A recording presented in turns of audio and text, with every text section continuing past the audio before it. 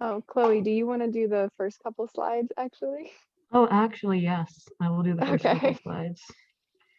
Let me Who's share going to my- share screen? We should have practiced, Yes, but we didn't. okay. I can share if you want. Unless Well, Chloe's we got got it, it, then we're we can good. just kind of do it over there. Well, okay, actually, yes, that's what we'll do. I'll make you. Okay. This I'll is just good. make things simpler. Okay, go ahead and share, Julia. You're in the hot seat.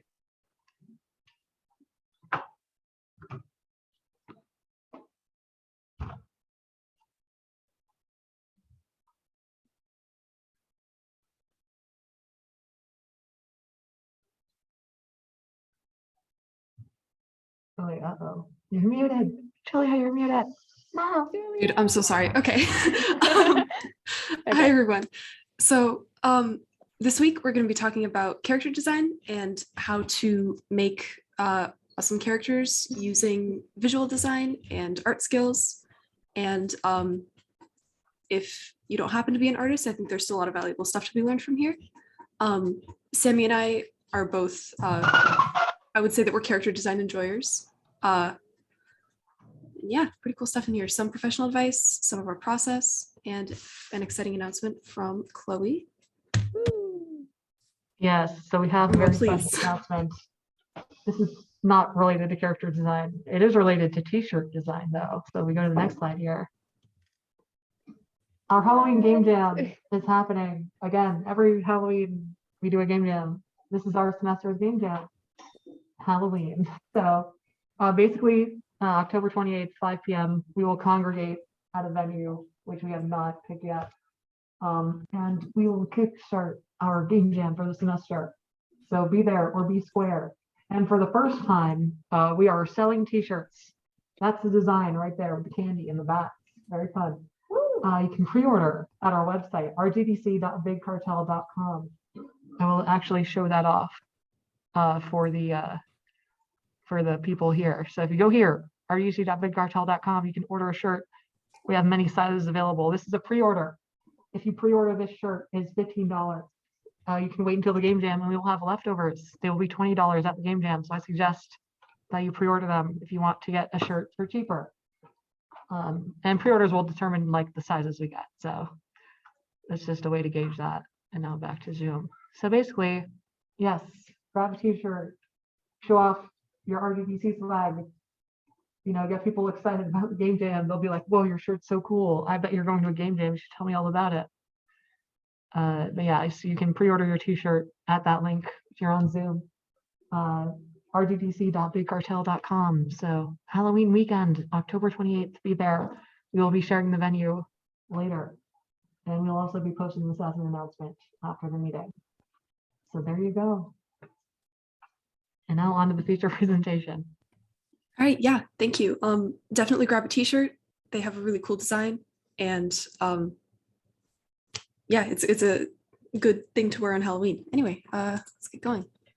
So I'm sure everyone's heard of the term character design in, you know, various parts of the game industry. And it's obviously really important because when you think of games, you think not only of the mechanics, but what kind of drives you to, you know, be invested in it, be invested in the story, be invested in what's going on.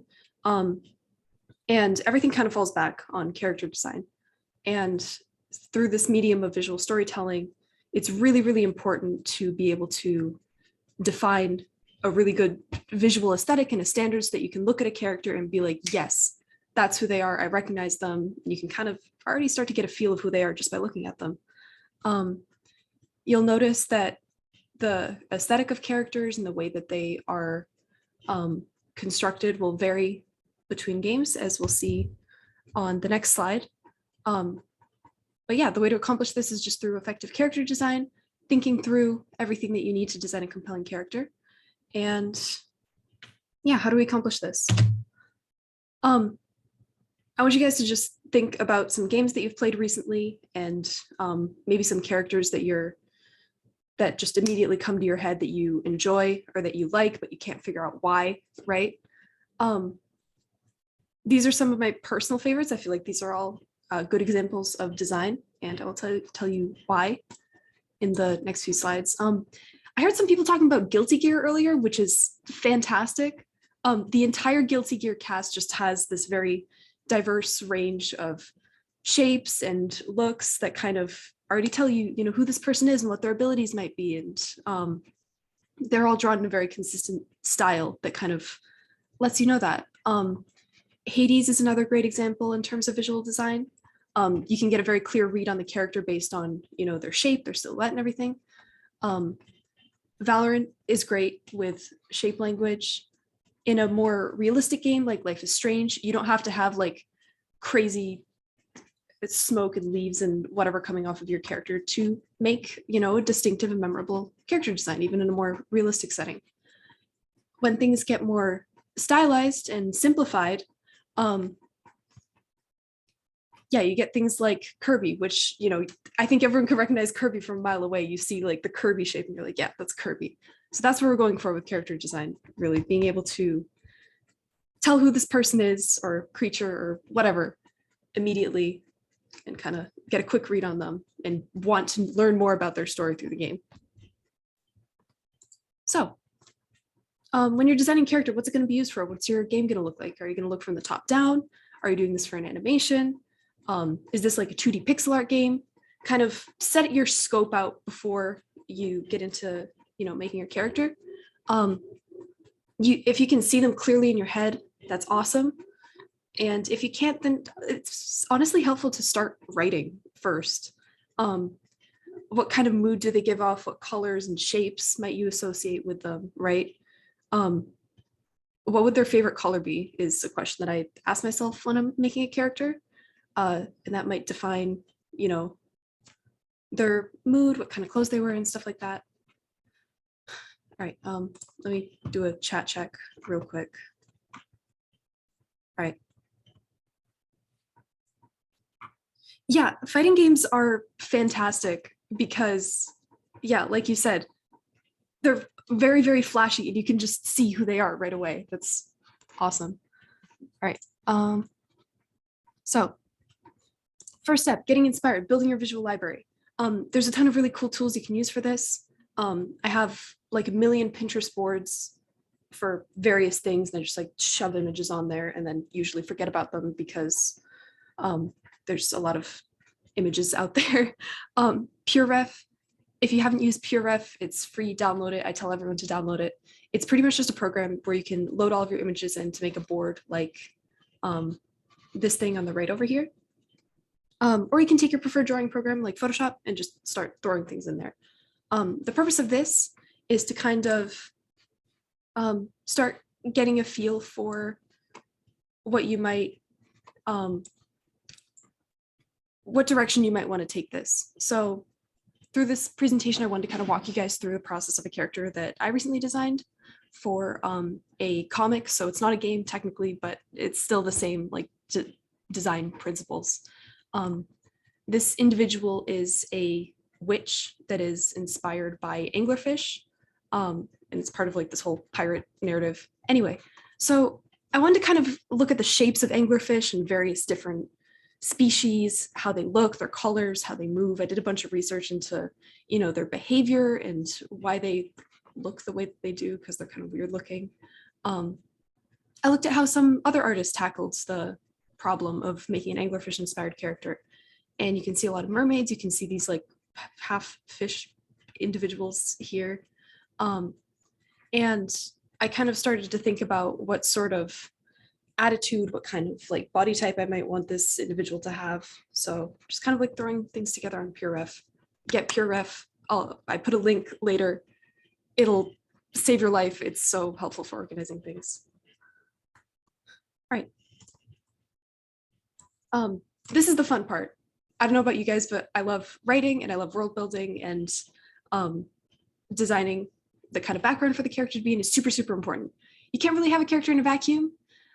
It's really important for them to be influenced by the world around them. And if you can kind of reflect where they're from in their design, it's going to make them feel a lot more believable and a lot more integrated in your world. So if you like writing, fantastic, get writing. It'll help you a lot before you ever hit the pen to paper with art. it's really important to do your research, make sure that they kind of have a little place or a niche in your world. What I do next is ideation. And honestly, I just start making the worst drawings I can. I usually start in my sketchbook and I just start like making lines and scribbling, kind of trying to get the feel for like what shapes I want. And then I'll move on to digital and do this kind of stuff that you can see down here. We have a request to go back a slide. Yeah, totally. Sorry, is my like Zoom box covering this? I don't know if there's a way to like. No, you're good. You're good. Okay, okay. We're good. We can move on. All right, sweet. So with these drawings down here, I'm just focusing on the silhouette. I'm not focusing on details. I just kind of want to get a good, you know, shape. Like if this character was standing like a mile away, would I be able to be like, who is that? You know, without thinking about it too hard. So here's just a bunch of like ideas that I was trying to roll with. What's this character like? What do they move like? What's their personality? What kind of shapes would you associate with them? You know, are they, if, for example, let's roll with a fighting game. Like, are they a kind of heavy hitter or are they like stealthy? Do they kind of duck and weave? Do they use magical attacks? Just something to think about. And you can kind of see that in the silhouette. On the note of Guilty Gear, trying to think of a good example. I heard someone talking about Faust. I love Faust. First of all, I think he's great. I feel like we have the same posture. But yeah, he's kind of this kind of spindly looking, mysterious individual. And you can kind of see that reflected in the way that he fights people. Sudden movements, he's not like, you know, swinging anything at you like Gold Lewis Dickinson or some other characters. So yeah, Guilty Gear's honestly a really great thing to take inspiration from, as are most other fighting games. Right.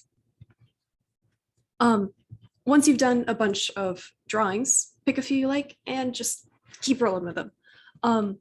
I typically make a new canvas for this and just like copy paste a couple ones that I like and then try to add a little more detail or explore them a bit more. And this is the point where you start to combine your references with your sketches and be like, okay, what can I pick from here and put on here, right? So I started to think about color scheme. You see these anglerfish are kind of like blue and orange, and I was like, okay, that's good. We're gonna roll with that.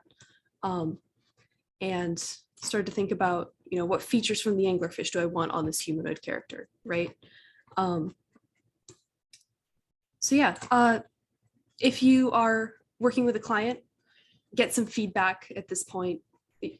Get feedback all throughout, but like especially here, because you don't want to be building things on a shaky foundation. You know, you want your silhouette and, you know, your kind of background for this character to be really, really solid, because if this is solid, it's going to make the rest of your life a whole lot easier once you move on to other stuff. All right.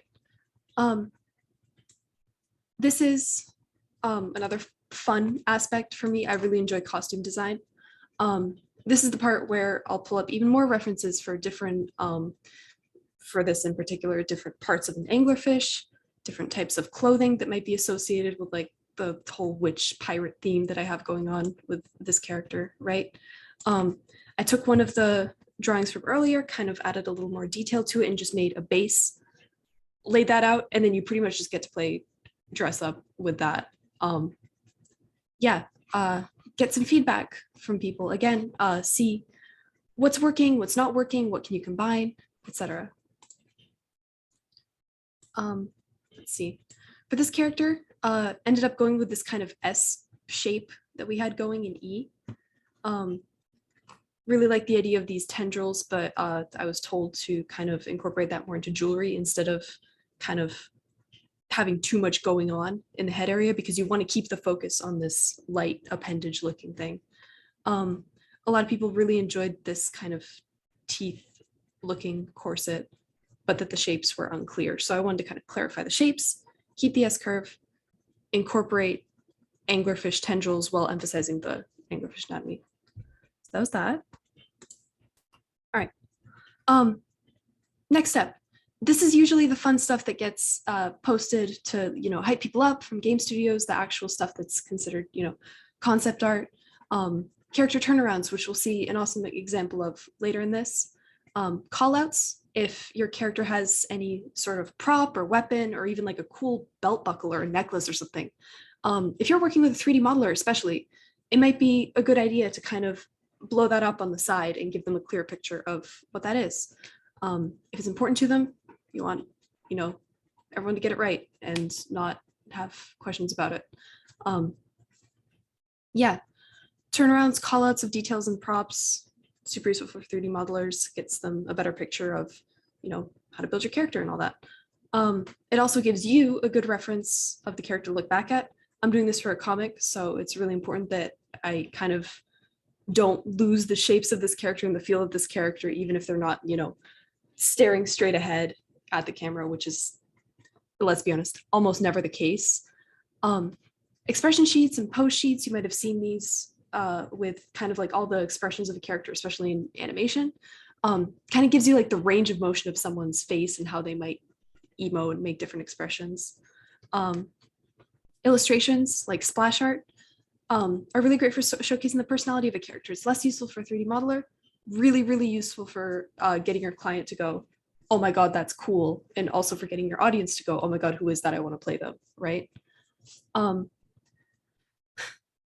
talk about this later actually, but I wanted to say quickly that when you're working with artists, artists might have different skill sets. You might have one person doing concept art and another person doing the 3D modeling and another person doing the illustration of this character. People have a pretty diverse range of skill sets. Some people can do it all. Some people are really, really good at doing one thing. So yeah, don't be afraid to reach out to multiple people, work with multiple people, get a whole bunch of eyes on this and a whole bunch of skill sets to work. Here's the final art of that character and some of the rendering process that I went through. Yeah, line art shading, I got some feedback in between this. I really, really love the idea of the witch hat, but that ended up not being included because it just took away from the anglerfish thingy.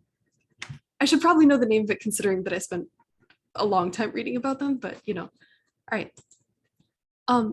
These are some other characters that I've designed in the past. These are for a tabletop RPG book. It's called Astrodrift. You can look it up. It's pretty cool. I think it's fun. A bunch of spacefaring individuals I went through a similar design process with. I wanted to talk about value. This is more of an art fundamentals thing, but kind of picking out, you know, some, a little, a lot is what I always tell myself. Like you give them one big color or one big value block for the majority of them, a little bit for the secondary, and then kind of the highlights are in another color. So let's see, with this person, for example, the main thing that I wanted to emphasize was their kind of like roguishness. So I gave them this really dark cloak and then kind of blended that color with the tattoos that they have with the secondary color of the skin. And then the highlights are the light source and the knife. Just so that you don't make the image too busy, even if you have a very like flashy individual like this. In the back of your head, try to keep it simple. It's always easier to embellish things than it is to be like, oh shit, and then, you know, clean everything back up. I can't draw. This was me like a year or two ago. Yes, you can. It is a skill just like anything else. And you can practice it and get better. There's some more resources on the next slide. Also in 2 weeks, we will be doing a presentation on how to interface with artists, how to work with artists if you are not one. Yeah, so if you would like to hire someone or you know, have someone else take over the artistic process or work with you on that, that's a good meeting to think about going to. All right, this is Pure Ref. I seriously cannot stress it enough. It has helped me so much. So yeah, communicate with your client, whether that be you as the person hiring the artist or you as the artist. There's never anything bad that will come of just talking. Like, talk it out. Seriously, it will help so much. Make sure you understand how much you're getting paid and when you're getting paid. That's really important. I have definitely had projects and clients before where I wasn't firm, and then we get halfway through the project and it's like, oh, hey, will you accept this? And I'm like, oh, I didn't realize that that's what we agreed on. And then, it turns into this whole thing. Meet your deadlines. Even submit things a day before if you can, if you have time. If everyone's working kind of on the same schedule, helps everything kind of move along smoothly and not get bogged down. And don't do this alone. Get feedback. The more eyes on your character, the more eyes on your piece, the better. This goes for like pretty much all art. Just, get feedback, get some criticism. Yeah, and especially if we're working with a team, talk to each other, bounce ideas back and forth. Give everything labels. I think, I don't know if I can go back to the previous slide, but anyway, I put, yeah, let's do that. Like A, B, C, D, and E. Label everything. It makes it easier when you're talking to your client so that they can be like, hey, I like the, I don't know, skirt in B. Whatever you had going on with C is atrocious. Don't do that, or something like that. Don't say that to your artist. I feel like that's kind of mean. And yeah, be prepared to be flexible. Things will change. You might start off with an idea for a character and end up having it go in a totally different direction. It happens. It's cool. They kind of take on a life of their own, honestly. Then, of course, once you start playing them, they also take on a life of their own. So yeah, cool stuff. That's my process. And yeah, let's hear from Sammy. So real quick before we move on to Sammy, does anybody have any questions for Julia here in the room or on Zoom? Yes. I do not see any questions here in the room, so I think we're free to move on. Right. Yeah. Thank you, guys. Yay, good job, Julia. Everyone can hear me, right? We're all good on the technical end. I'm going to take that as a yes. Yes, we can hear you. Okay. Yes. Fantastic. So what I'm going to say is probably very similar to a lot of what Julia said, because great minds think alike. But what's interesting about Julia versus myself is that Julia does a lot of work for other people, whereas like I'm kind of like a Sammy, we one-trick lost pony. you. Oh, where did I go? Am I not here? Also, we should probably switch to you as the presenter. Oh, as the presenter. You're right. Yeah. Yeah. Let me stop That's sharing very here. strange. The speaker That's so shouldn't have weird. cut out. Can Hello? you guys hear me now? There we go. I can hear you. That's so weird. Weird technical. It's not an RGDC meeting without technical difficulties. It could never be one, right? Yeah, Hold on, I'm just getting my slides together for what I'm going to talk about. and you are the co-host now. So. Let's go, Hey. co-host. I love to be the co-host. So swag. Okay, why are we doing this? I want it to be like full screen. There we go, but I have to get into Zoom anyway. I'm so sorry. Hold on. Well, while we wait, I realize now, knowing what's coming up in your slides, that I'm gonna have to end up doing some presentation anyway. But we'll go through that when Got it comes. you. Okay, fantastic. We're all good now. Everybody's good. We can hear me. We can see me. We're good. Yes. Okay, great. So like I was saying before, Julia's process and my process are very similar, but Julia works with a lot of other clients, whereas like I kind of design for myself. So I imagine that the advice is going to differ slightly, and it's going to be more beneficial to you either way. If you want to work for people or you want to work for yourself, then like, kind of key into either one of our processes. So part one for me, very similar to Julia, gather your inspiration. Get images of characters you like and characters that are similar to the one that you're trying to design. Both of those things are good. Like it's your character, so like make them something that you like. Definitely like stick to the stuff that you like, because what's good. You have good taste, I'm assuming. Put all those in like a spot that you can frequently access. PureRef is a good reference. I don't do that because I'm super messy and disorganized. I just put them like in a Discord channel on my own personal server. But look at that reference often. Like look at all those characters often. Like kind of don't just like look at it once and be like, okay, I like this and this, because there's so much stuff that you're going to notice like on your second or third time that you're going to just absorb into your characters and be like, I like this. Even when you're not like thinking about designing your character, if you just see like some cool art on Twitter, like pop it in that folder, because then you can always come back to it later when you are looking at your inspiration. Okay, I'm not actually encouraging you to steal, but I am. You need to steal. you know, a lot of the hard work in a lot of this stuff has already been done for you by other people who are better than you and have dedicated your whole life to it. So like take what you like and don't try to just be like, well, I'm going to try to copy it. Just take it, because once you take it, it'll then become yours because you're going to ideate on it like on your own. One of the big things that I do right in the beginning is I pick a color for the motif. The basis that I use is if this character had like a name tag in school, like what color would pen would they choose to write their name in? This is like a big thing for me. I don't really know why. It just always helps me like really cement a character in my head, is to be like, what would they be like? So, you know, if you think about some good examples, like you've got Mario, he's red, you know, but he's also got blue and yellow in his design. Those are his like 3 colors. You got Miku, she's teal or blue or green or whatever you want to say, but she's also got like gray and white. Just reiterating my most important point here, steal, steal, steal. A lot of my favorite characters that I've made are characters that I've seen from other source material and then just like stolen, and then I kind of put my own little spin on them, and now they're like completely unrecognizable, but I still got the basis from something that I knew I could trust to be good. The nuts and bolts. So until I have like a really strong mental image of the character, this is when I start doing the writing aspect of my character design. Julia kind of talked about this, where like researching characters is a really big part of it. You can find so many like references and resources. If you just Google like character sheet template, there's so many things you can use. Like I know D&D campaigns use them a lot, but you can find multi-purpose ones everywhere. It's so much fun to fill those out, at least for me, and it'll give you a much clearer sense of who your character is and what they're all about. The reason why this is so important is because in bold here, every design choice should be reflective of the character's personality and purpose in the narrative. I fully subscribe to that. Like if you make a design choice and you're like, well, why would they wear that backpack if their whole thing is that they're like a super stealthy ninja? Like get rid of the backpack, you know? So you need to know these things when you're designing your character, because then it's going to help you make a more informed design decision.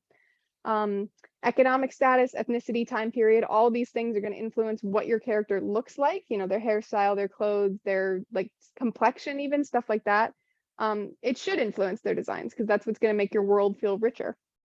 Be very careful when you design for ethnicities that are not yours, because sometimes you'll Google something and you'll be like, oh, that's neat, and you'll have no idea what the cultural significance of it is, and then you're just going to end up like being, you know, offensive and terrible. And don't be offensive and terrible. Do your research. That's 100% the key.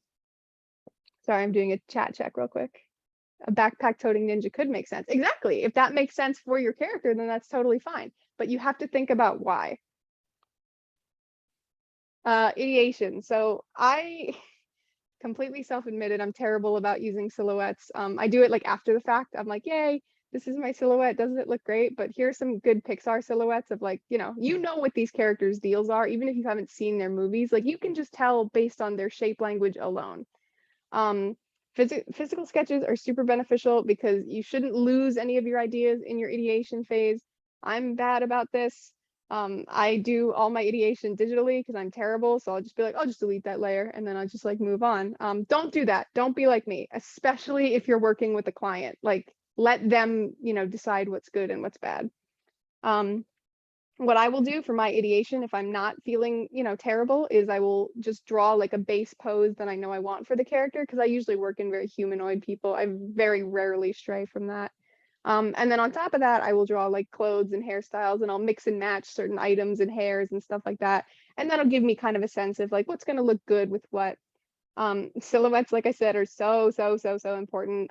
If you have a design that you like, a good check is just like cover it in all black, see if it still reads the way you want it to. If it doesn't, back to the drawing board. This is when your color palette is kind of what's going to be finalized.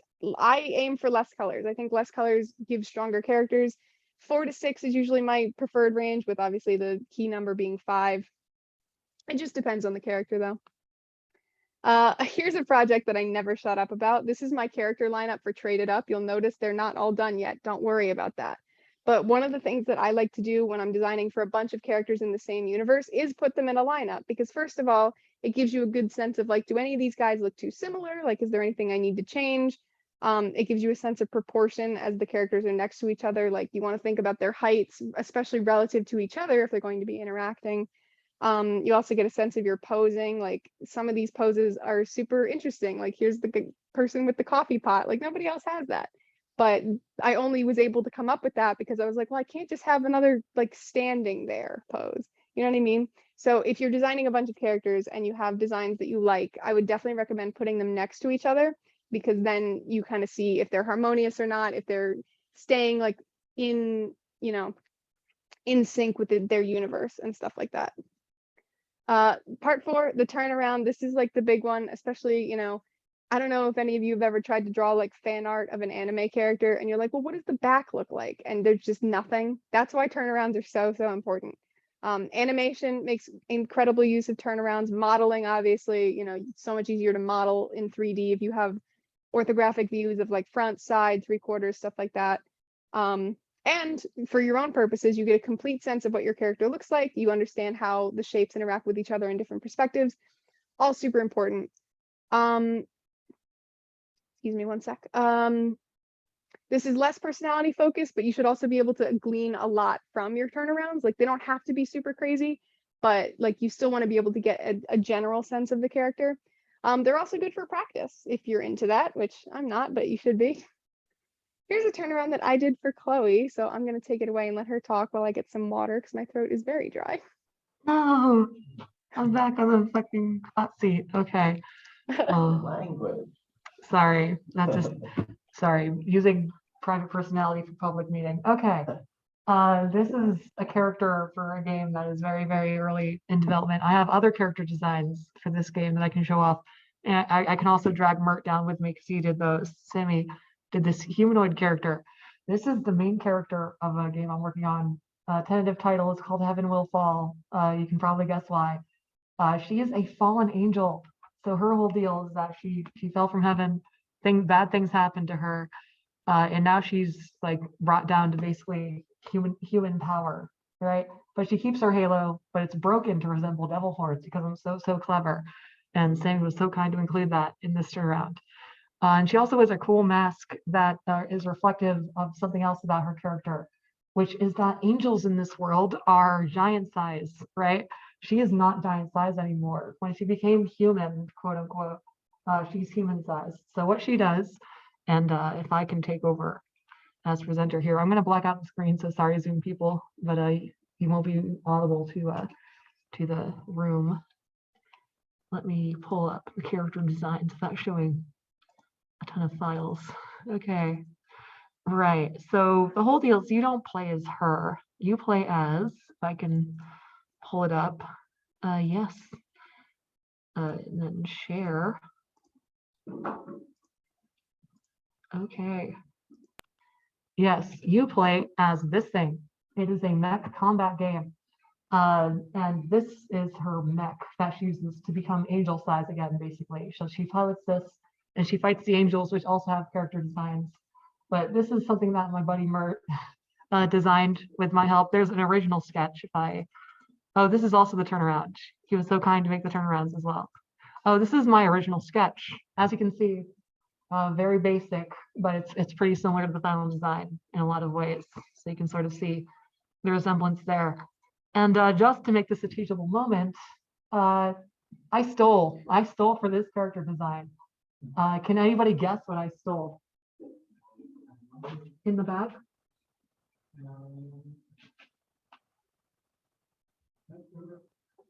Like this is probably new rights, guys. But first thing kind of reminds me of Zerd. Like from Toy Story. That's interesting. No. You have a I guess yes. giant purple mech that fights creatures called angels. Subconsciously, yes. But actually, the main design that I stole from is Jahuti from Zone of the Enders. Who here has played or heard of Zone of the Enders? Oh, Yeah, one person. Awesome. But yes, if you look up Jahuti from Zone of the Enders, you'll see a huge resemblance in the character design. And I was like, I like the way Jahuti looks. I like Zone of the Enders. I want to make a cool Zone of the Enders like game, but you play as a demon instead. And so to show you sort of where the fallen angel aesthetic comes from, other than like obviously the devil horns and then the bat wings that turn into angel wings, because there's like another version of the character that's like powered off and the wings shut off, and it's like, okay. And then when you go into like powered form, it's like the wings turn back on. So pretty cool. But something I wanted to emphasize with this character design, if I can show it here. Yes. It's that it is rebuilt from the angels, right? Because she was originally an angel, right? And I think it's showing, yes, it's showing up there. I will make sure the Zoom people can see this as well. Yeah, currently it's just showing us. Yes, boxes.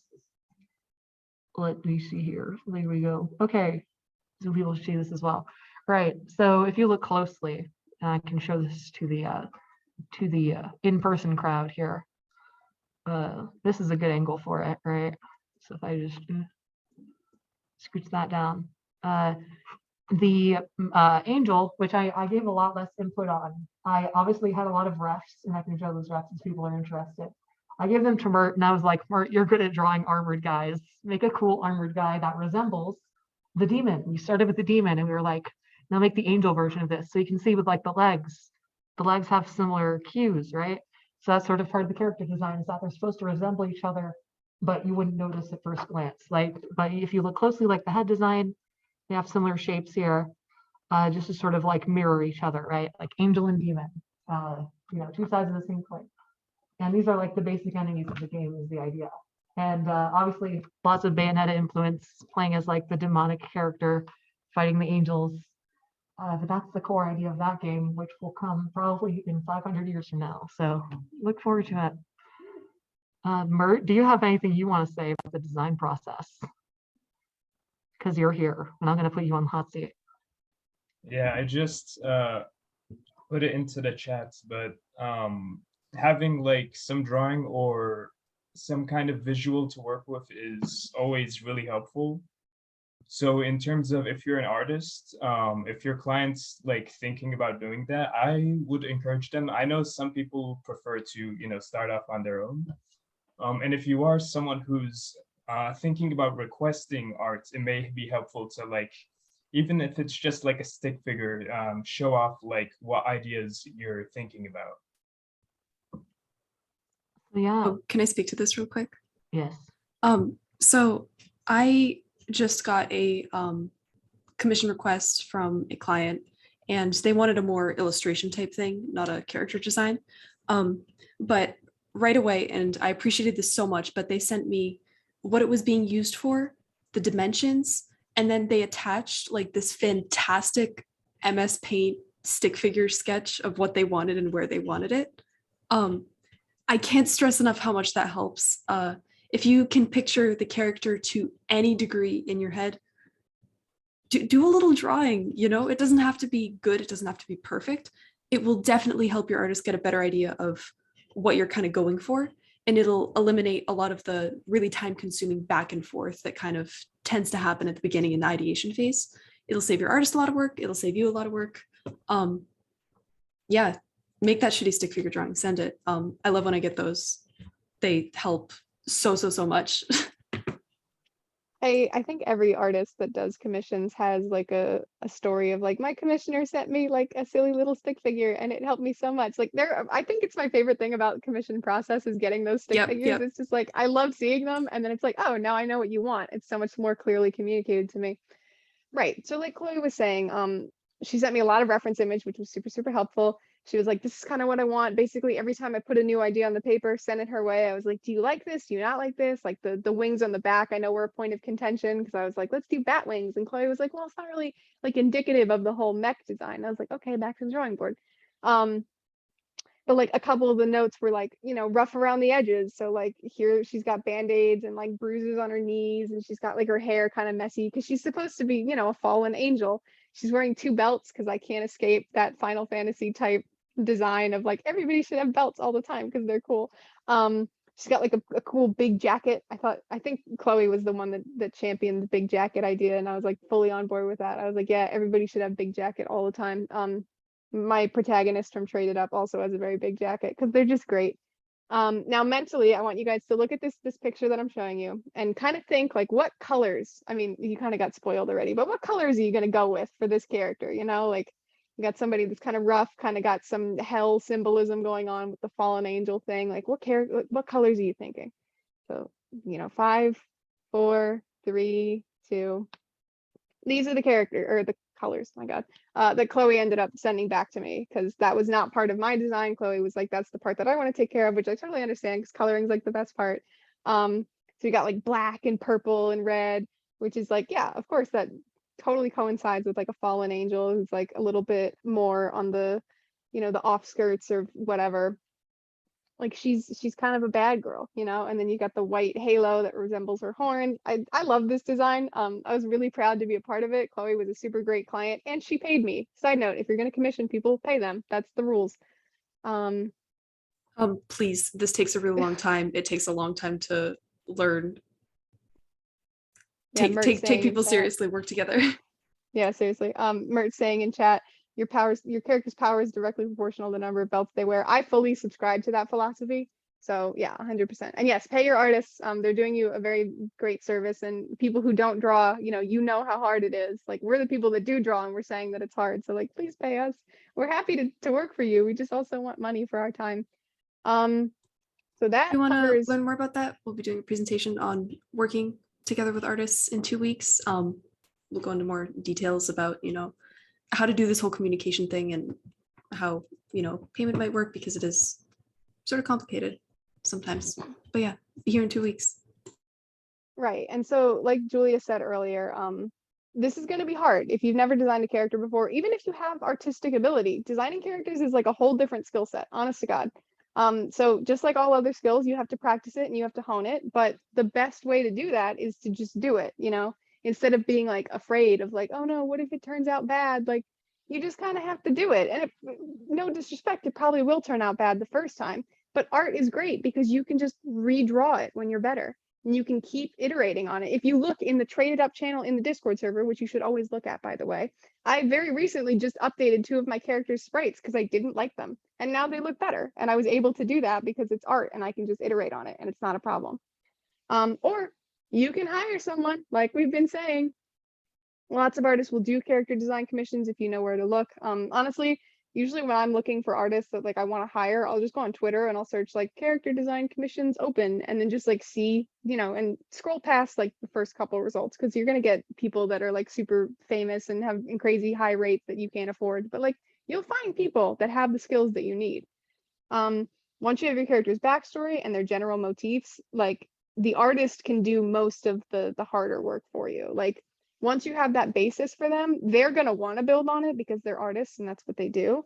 And then you can send them your little stick figure and they'll make it into like that splash illustration that you're thinking in your head it should be like.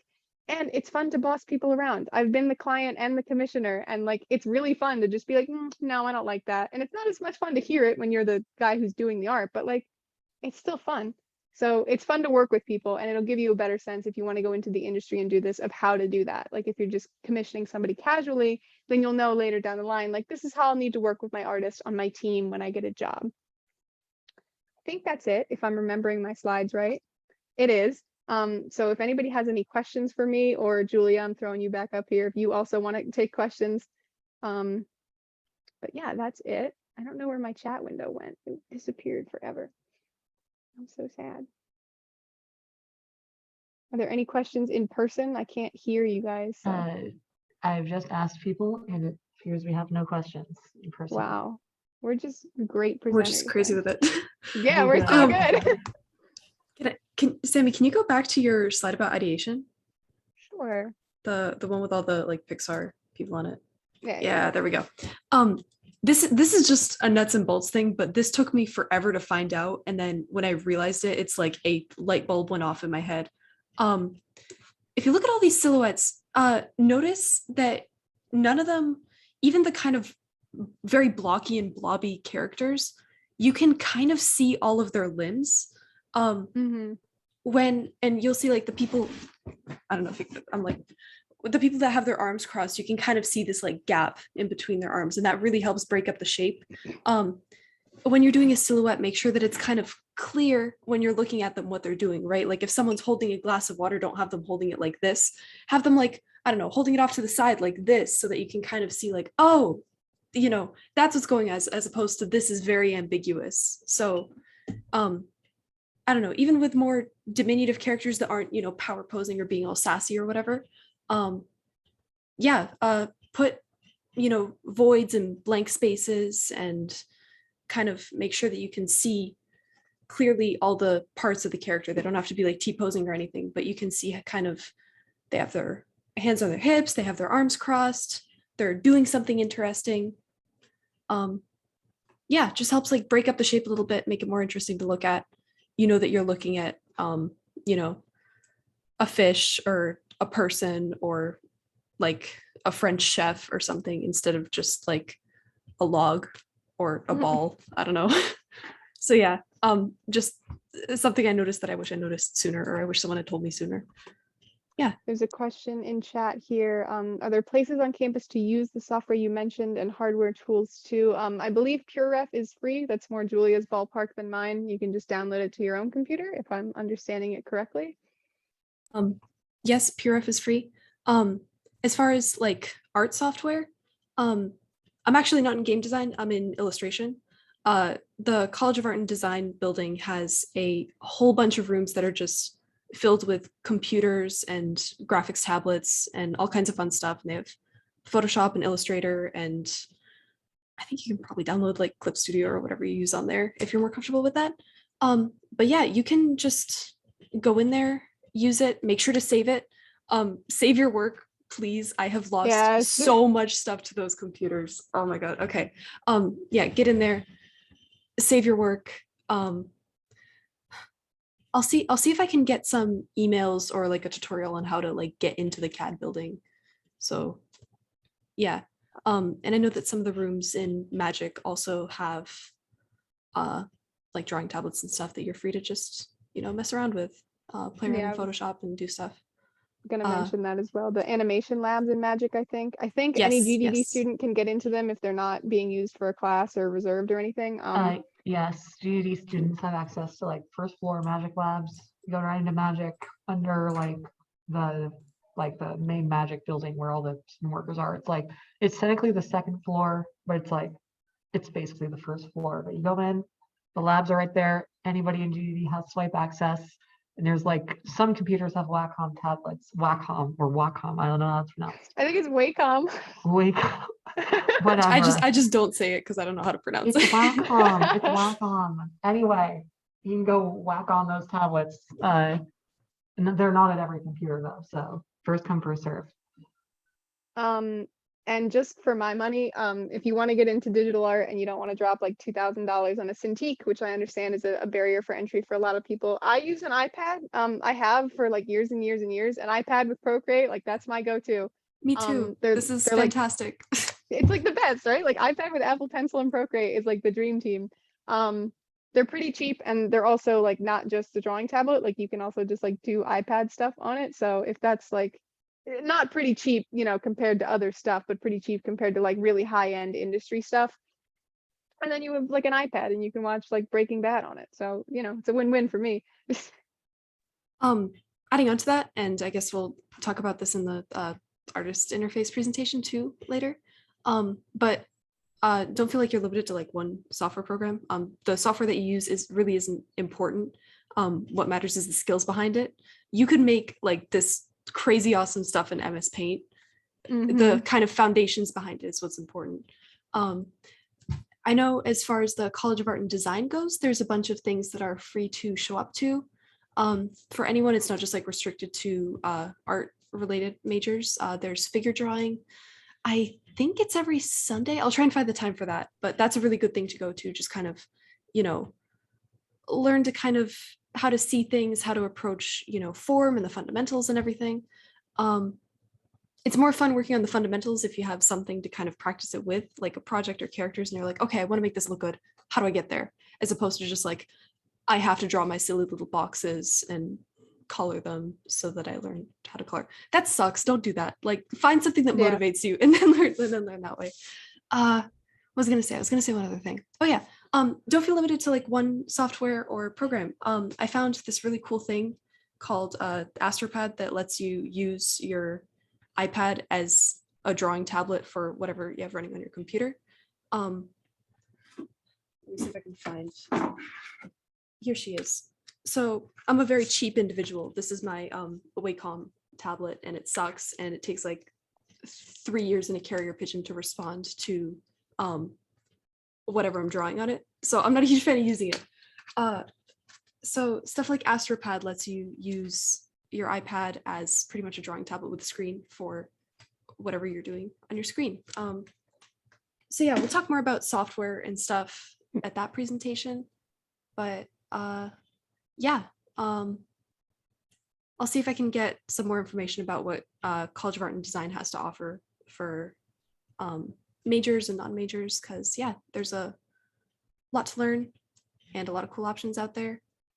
And yeah, then you can get to making great characters, whether that be design them yourself or just knowing more about the process that you can better work with artists. So yeah. 1000% to all of that.